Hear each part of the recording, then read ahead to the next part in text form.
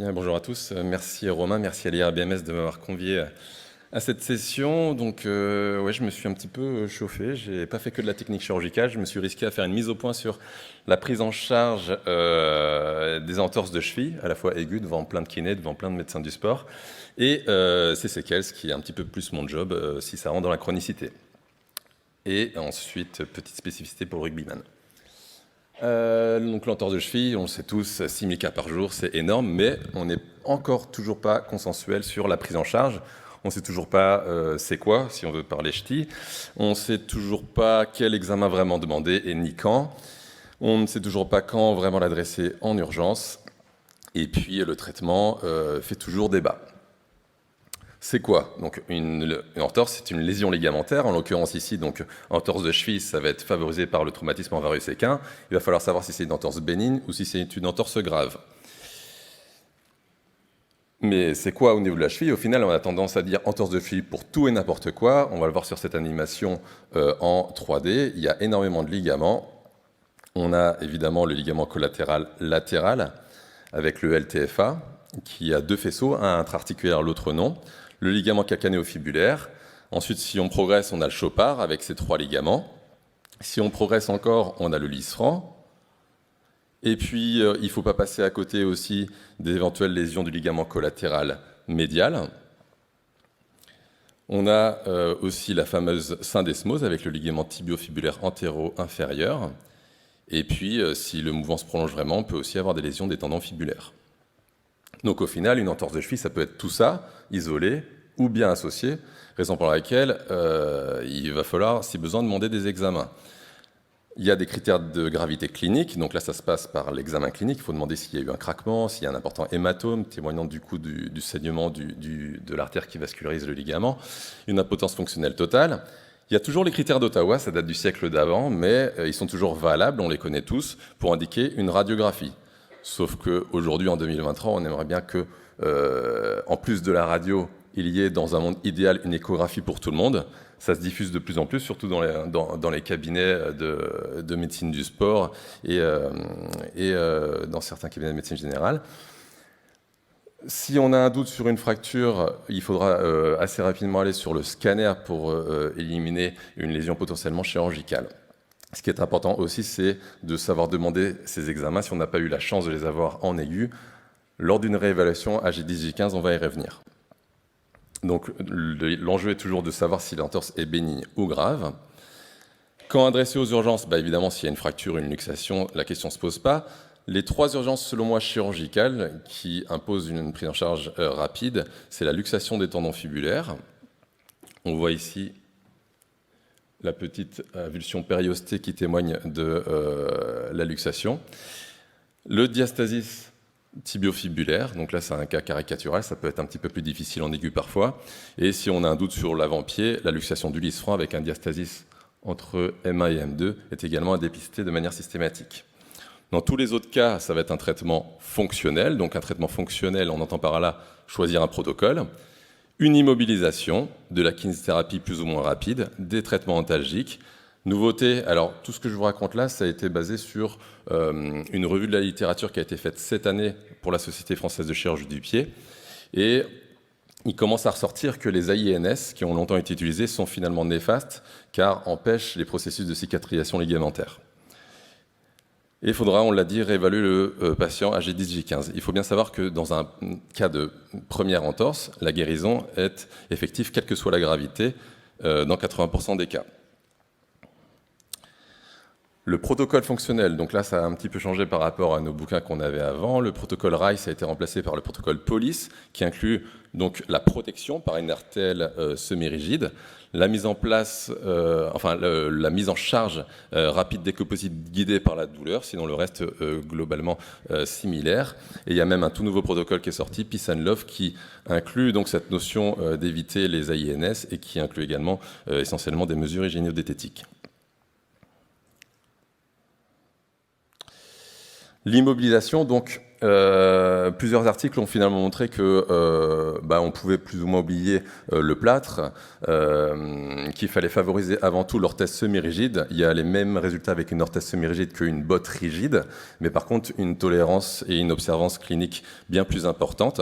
Évidemment, les orthèses sont plutôt fitées sur le pied, donc du coup, on pourra avoir besoin de bottes de marche, comme on voit souvent chez les patients qui sortent des SOS mains, les bottes grises comme ça, initialement, mais après, on pourra faire le relais pour des orthèses semi-rigides pour la durée du traitement. Donc l'orthèse semi-rigide, je vais pas trop m'attarder dessus car j'ai d'énormes conflits d'intérêts, mais en tout cas, il faut surtout s'attacher à ce qu'elle soit prolongée sur l'avant du pied, je pense. Tout ça pour pouvoir traiter le maximum d'entorses. On l'a vu, ça peut être une entorse du lisfranc, une entorse du Chopard associé, une entorse de l'interdesmose, même pour une entorse au niveau du LTFA. Finalement, si on prend les orthèses avec juste des coquilles sur les côtés, on bloque pas l'antépulsion du pied, et donc du coup, le ligament talofibulaire antérieur, même si ça fait mon affaire, ne peut pas bien cicatriser. Donc il faut une orthèse, il y en a plein sur le marché, qui immobilise le plus loin devant sur le pied. Il y aura de la kinésithérapie, alors là je ne vais pas me risquer à rentrer dans le sujet. La kinésithérapie seulement doit être débutée finalement si c'est une entorse grave. Pas si tôt que ça, il faut quand même laisser le temps aux patients de cicatriser, d'avoir un minimum d'immobilisation. Et donc du coup, en fonction d'une entorse bénigne ou grave qui idéalement a été donc confirmée sur une échographie, l'immobilisation passera de 3 semaines à, si c'est grave, 3 semaines 24 heures sur 24 et 3 semaines pour protéger la marche, donc 6 semaines au total. Pour une entorse bénigne, la décharge est rare, mais pour l'entorse grave, il faudra peut-être une période de décharge nécessaire en fonction de la douleur et donc une anticoagulation. Et donc la kiné, on peut la débuter rapidement pour une entorse bénigne, mais il faudra veiller à respecter tout de même un minimum d'immobilisation ligamentaire pour favoriser la cicatrisation sur une entorse grave. Ne pas hésiter à dire aux patients aussi que la guérison va être longue, peut mettre 3 à 6 mois au total pour reprendre toute la fonction, notamment sportive. Et donc ça, c'est un schéma qui a été proposé à la Société française de chirurgie du pied. En gros, les gros résumés, c'est que, donc, en fonction de l'examen clinique, on essaie de déterminer si c'est grave ou non. Si c'est grave, les critères d'Ottawa pour indiquer une radio, idéalement une écho. Si on n'a pas l'écho, on regarde quand même la syndesmose, le médio et l'avant-pied. Et si besoin, on décharge et on réévalue. Si par contre, pas d'arrière-pensée sur une fracture ou sur l'avant-pied, on peut alors passer en fonctionnel, que ce soit pour la bénigne ou pour la grave. On réévalue évidemment pour redemander de l'imagerie si besoin. Et donc ensuite, on dichotomise en entorse grave et entorse bénigne pour le traitement que je vous ai exposé. Cas particulier du rugbyman. Donc le rugbyman, il va être exposé aux entorses de cheville, mais du fait du sport, il va y avoir beaucoup plus de changements de direction. Et donc ces traumas en torsion vont plus exposer la syndesmose. Donc il faudra être plus vigilant pour une entorse de cheville chez rugbyman, à bien examiner la syndesmose et à regarder les radiographies si besoin, lorsqu'elles sont différées à J10, J15, les faire en charge pour voir s'il n'y a pas un espace entre le tibia et la fibula. Il va y avoir aussi dans les phases de regroupement des écrasements avec des mouvements d'hyperflexion plantaire du pied. Et ça, j'avais montré dans ma thèse sur l'entorse du Chopard que c'était un des facteurs de risque d'entorse du Chopard isolé. Donc toujours bien examiner le Chopard, le lisfranc et globalement l'avant-pied lorsqu'il y a une entorse chez le rugbyman. Et puis il y a évidemment la cinétique. Alors là, mince. Dans le retour. Donc la cinétique va facilement entraîner des fractures de type bimalléolaire, sus- ou interligamentaire. Ici, un cas clinique d'un rugbyman professionnel qui m'avait été adressé pour avis sur cette fracture. On aurait pu se dire comme ça, de prime abord, que c'est une fracture peu déplacée qui aurait pu passer en traitement orthopédique. Seulement, quand on examine un petit peu plus ici, on a l'impression que ça s'ouvre un petit peu. Et donc, comme j'ai pris parti de l'opérer, ce patient, ça s'est confirmé. Je lui ai, dans un premier temps, mis une plaque de malléole latérale verrouillée pour permettre une remise en charge rapide. Et ensuite, j'ai fait une arthroscopie parce que c'est ce que j'aime bien faire. Et donc, l'arthroscopie a montré, durant l'exploration, après avoir retiré l'hématome, ici, donc on a la fibula sur la droite et le tibia ici, le talus ici, et ce qui pendouille ici et que je réinsère, c'est le ligament tibiofibulaire antéro-inférieur. Donc, comme pour le labrum tout à l'heure, on passe un système de banana qui passe un fil dans le ligament qu'on réattache avec un système d'ancrage. Et à la partie médiale, on voit ici donc la malléole médiale, le ligament collatéral médial qui est en dessous désinséré, qu'on faufile et qu'on réinsère également avec une encre.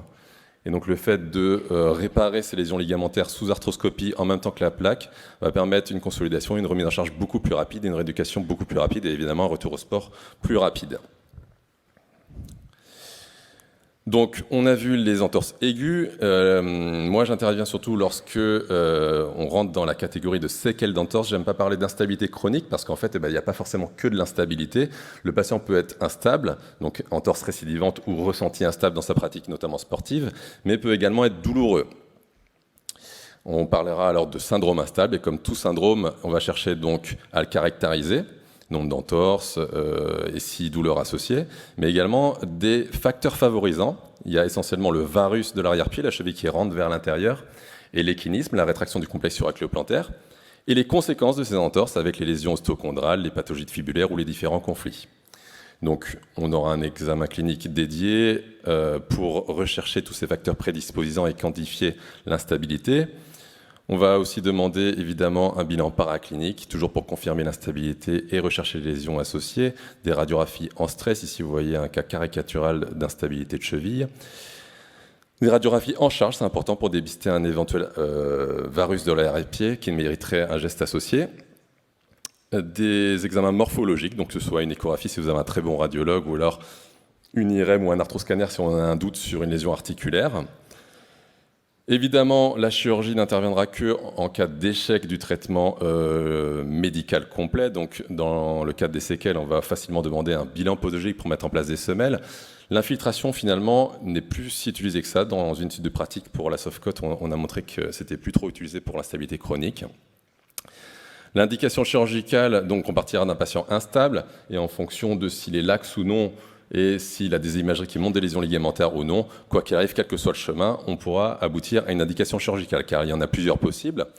Si on caricature les cas cliniques, si on a un seul des deux faisceaux ligamentaires, donc le faisceau antérieur, un patient qui est surtout douloureux, un patient qui n'a pas forcément de besoin de stabilité, sauf chez l'adolescent, on va y revenir, on pourra proposer une réparation ligamentaire. Donc on se situe sous arthroscopie, on est dans la cheville. Ici, vous avez le talus à droite, la fibula ici à son extrémité distale. Et là, je suis en train de disséquer le faisceau antérieur, donc le LTFA. Il est en banane, j'aime bien dire, donc complètement détendu. Là, c'est la fibula où il devrait être inséré bien tendu. Donc du coup, on prépare, on avive pour qu'il puisse cicatriser. Ensuite, on fait un méchage pour mettre en place une encre à la fin. On passe un fil à l'aide de cette suture banana dans le ligament, et puis avec un système d'ancrage, on le réinsère. Donc là, c'est une réinsertion en deux phases. D'abord, le faisceau inférieur du LTFA, puis le faisceau supérieur. Et donc, je vous ai dit que c'était surtout chez les patients qui avaient un seul faisceau. Ça marche aussi chez les patients qui ont deux faisceaux quand ils sont ados, parce qu'en fait, les ligaments sont de très bonne qualité chez l'adolescent, et on arrive à avoir de très bons résultats avec des réparations. Les suites post-opératoires, donc en fait, le but de ce traitement, c'est d'amener au protocole police. C'est-à-dire qu'on va faire exactement pareil, on va faire, en ce qui me concerne, 3 semaines de bottes de marche avec un appui en fonction de la douleur et 3 semaines d'attelle semi-rigide, la rééducation débutée dès la 3e semaine. L'alternative, quand on n'a pas de ligament réparable ou quand c'est plus qu'un seul des deux faisceaux, c'est la reconstruction. Et donc, du coup, c'est là où je vais avoir besoin que les chirurgiens du genou épargnent un petit peu le gracilis. Donc, on fait le prélèvement, on l'a vu tout à l'heure. Et puis, ensuite, on l'utilise pour remplacer les deux ligaments en place. En pratique, donc, là, vous voyez, on est encore dans la cheville avec le talus, la fibula dans le fond, une laxité testée en préopératoire, donc on prépare la cheville. Ici, vous avez le tibia. Ici, vous avez le ligament tibiofibulaire antéro-inférieur qui est toujours un petit peu gênant qu'on enlève, ça ne déstabilise pas la cheville. L'autre grand intérêt de faire sous arthroscopie, c'est que vous voyez, là je suis en médial, on va traiter toutes les lésions intra-articulaires de la cheville. Quand on aborde en latéral à ciel ouvert, on ne peut pas aller traiter l'arthrose qu'il y a souvent chez les patients qui ont des instabilités chroniques. Ensuite, ça va être comme pour le genou, on va faire un jeu de tunnel, donc un tunnel dans le talus pour accueillir le gracilis. Le tunnel dans le calcanéum a été fait en percutané sans repère arthroscopique auparavant. Et puis on va faire ensuite le tunnel dans la fibula pour pouvoir reconstruire le faisceau intérieur et le faisceau moyen. Donc ici, avec un fil relais également, comme pour le genou, c'est vraiment le même type de technique, c'était l'analogie. Donc vous voyez le tunnel dans la fibula. On passe le long du calcanéum pour ensuite faire le faisceau moyen. Et donc là, vous voyez l'insertion talienne du gracilis à l'aide d'une vis d'interférence. Et puis ensuite, la montée avec un endobouton du transplant dans la fibula. Ça tend ici le LTFA, donc le faisceau antérieur, et ça tend le calcanéo-fibulaire qui passe le long de la corticale du calca et qui est fixé ensuite à l'extérieur en percutané. Et donc, pour ces traitements aussi, on a des suites qui se rapprochent du protocole POLIS. Dans le même temps chirurgical, on va pouvoir traiter, on l'a dit, les conflits osseux. On va pouvoir traiter également les éventuelles lésions osteochondrales. Et je vous ai parlé de facteurs prédisposants au début. Donc, on va pouvoir traiter dans le même temps, si besoin, donc les tendinopathies fibulaires, ça, c'est un facteur associé. Mais on peut traiter le varus de l'arrière-pied par des osteotomies calcanéennes pour réaxer la cheville et l'équinisme par un allongement du complexe suro-achillo-plantaire. Donc toutes ces techniques, c'est assez neuf. On vous en parle depuis maintenant quelques années, ça a quand même moins de 10 ans. Ça avait été évalué par la SFA en 2017 avec la faisabilité des techniques et puis pas de dangerosité pour les patients, mais ça n'avait jamais été comparé avant aux techniques à ciel ouvert. Et donc là, c'est une petite fierté de vous présenter une étude que j'ai co-dirigée pendant 3 ans et que j'ai présentée il y a 2 semaines à la Sofcote à Paris. Donc une étude prospective multicentrique qui a comparé les 2 techniques à ciel ouvert conventionnelles et sous arthroscopie avec une grosse série, vous le voyez dans le nord, donc on va être chauvin. Cette étude, elle a montré, donc c'est du court terme, on est sur 1 an de recul en moyenne, mais elle a montré que tous les avantages de l'arthroscopie étaient donc confirmés avec le traitement des lésions intra-articulaires.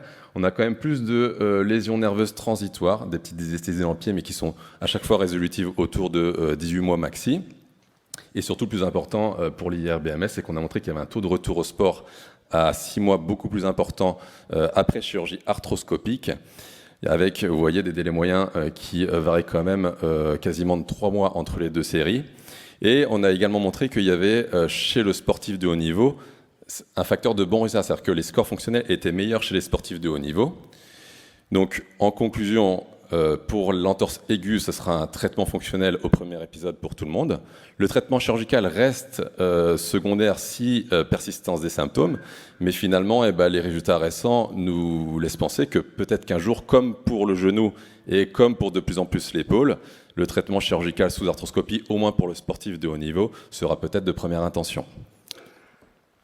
Merci de votre attention, et si la cheville vous intéresse, vous avez plein de vidéos et d'informations sur la cheville sur mon site internet dorcheville.com.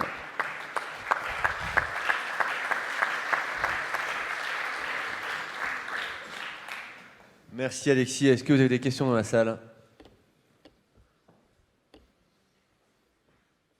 Yannick, est-ce que tu as une question? C'était parfait. Merci.